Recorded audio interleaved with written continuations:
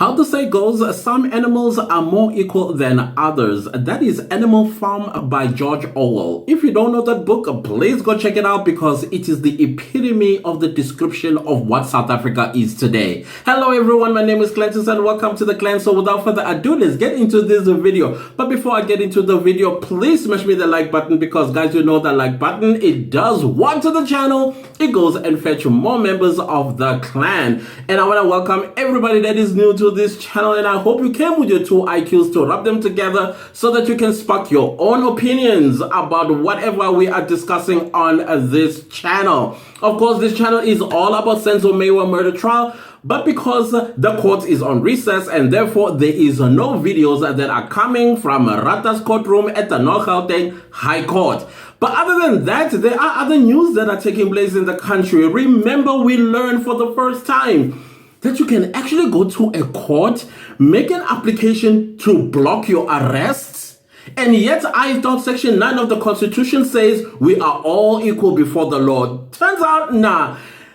Animal Farm, baby.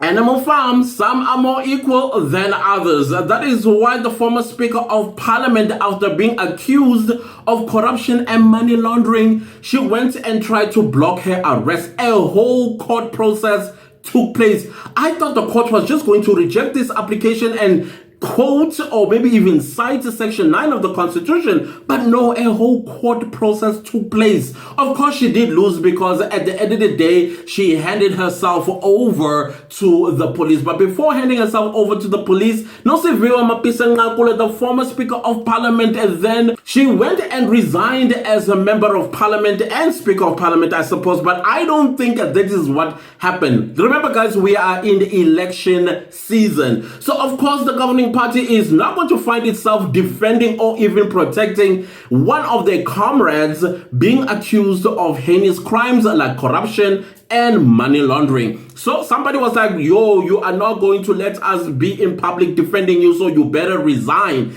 This got nothing to do with integrity. This has nothing to do with the protection of the office of the Speaker of Parliament.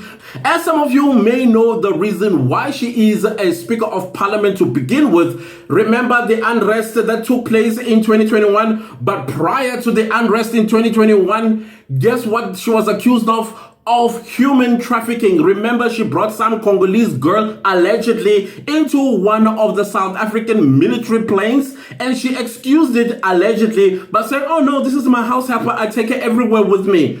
On an official plane that is paid by the taxpayers, you have a non-government official that is on that plane. That was something that was, I don't know whatever happened to, if it was a case at all. But of course, she was reshuffled from being a minister of the military, or is it, what do we call it? Minister of Defense, to the Speaker of Parliament. So now the question is, will Nosiviwa Mapisa Ngakula, after having her first day in court, or her day in court, if you want to put it that way, are we going to see more of her going to court in the future? Because we know how the MPA works. They always come and say, we have a strong case against this high-profile official that is accused of these crimes, and we never hear of them again. We never hear of them ever being held accountable for anything. If anything, the MPA goes and messes up the case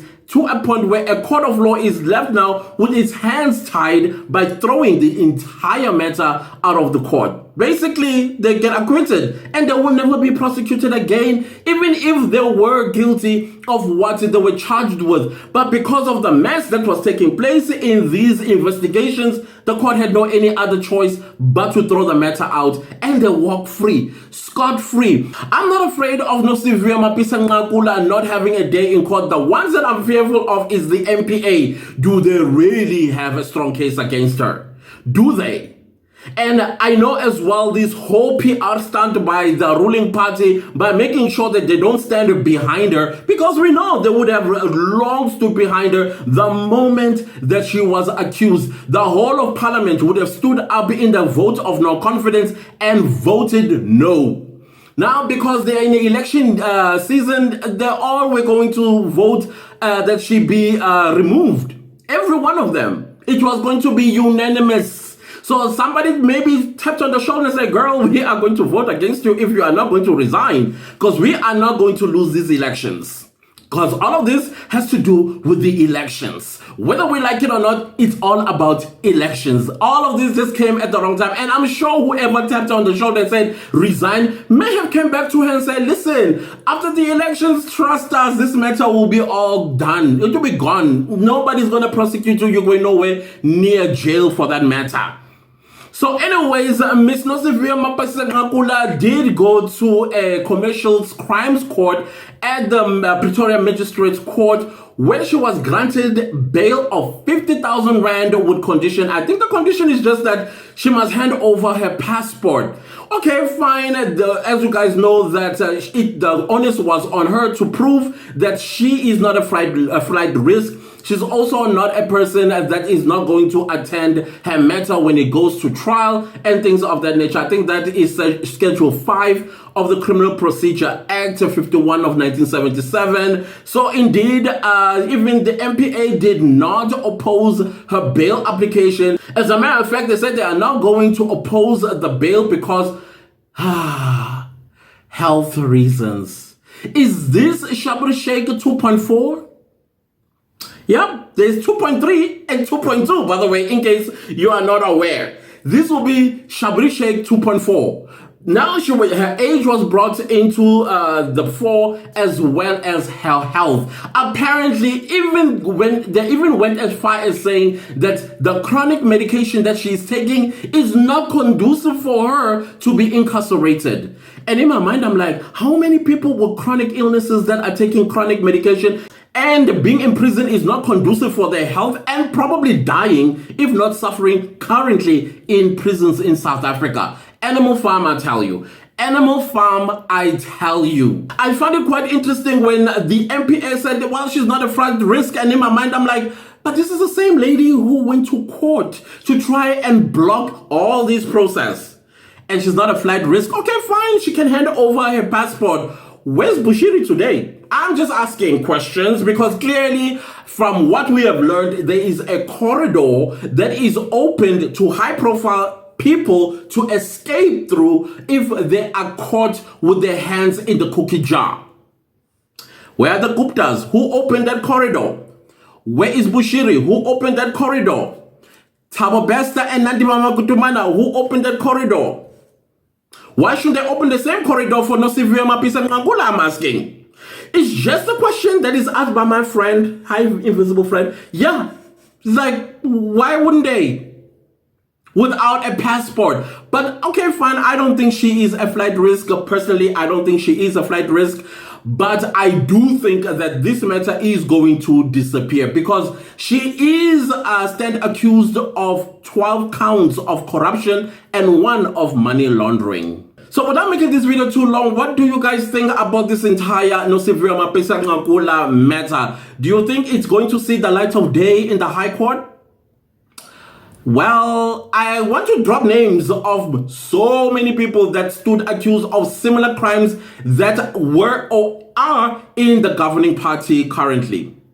Some are accused of state capture, others are accused of other heinous crimes that they have committed while they were high-profile leaders of the governing party. Some even started their own political parties. Do you think they had their day in court to date? No. So let's say that indeed she is held accountable all the way to the end of her trial. I foresee a medical parole application thereafter.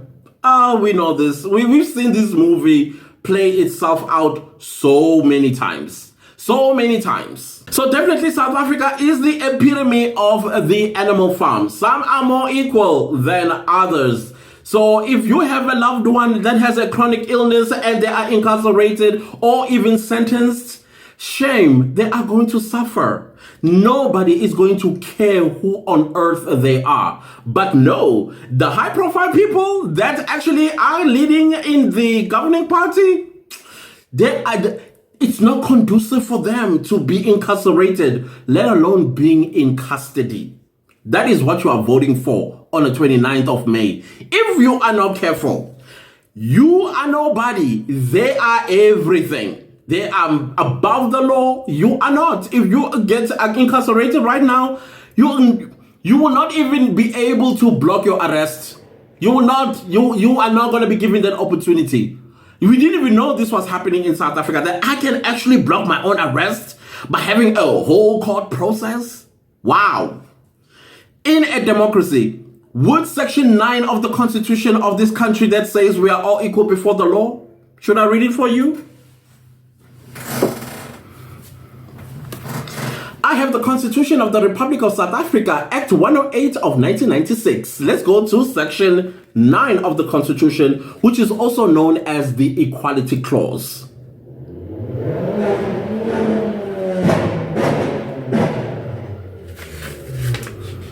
Oh, the baby's bag. So the Equality Clause right here, Section 9, subsection 1 says, everyone is equal before the law and has the right to equal protection and benefit of the law. One sentence. But no, we have an animal farm in South Africa. This, once upon a time, a former Speaker of Parliament called the Constitution of the Republic of South Africa a mere guiding document. A mere, meaning a simple guiding document that's to be disregarded. That's how she put it, allegedly. But anyways, guys, this is all that I wanted to bring to your attention, that Miss Nosiviwe Mapisa Ngakula, she is free on 50,000 Rand bail with condition that she hands over her passport. She is accused of 12 counts of corruption and 1 of money laundering.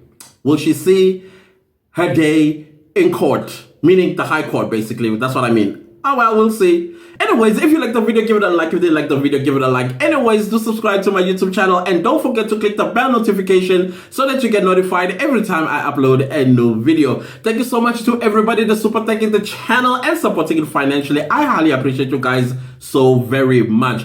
Leave a comment down below. I'm interested to hear you. Yes, the self-appointed expert comment is gonna come back maybe next week. Right now, a lot is happening, especially with work and everything else. I don't know. I'm going to tell you guys a story about me supposedly have moved to a new place and why I'm still in the old place. Oh my goodness, my move is always disturbed by something.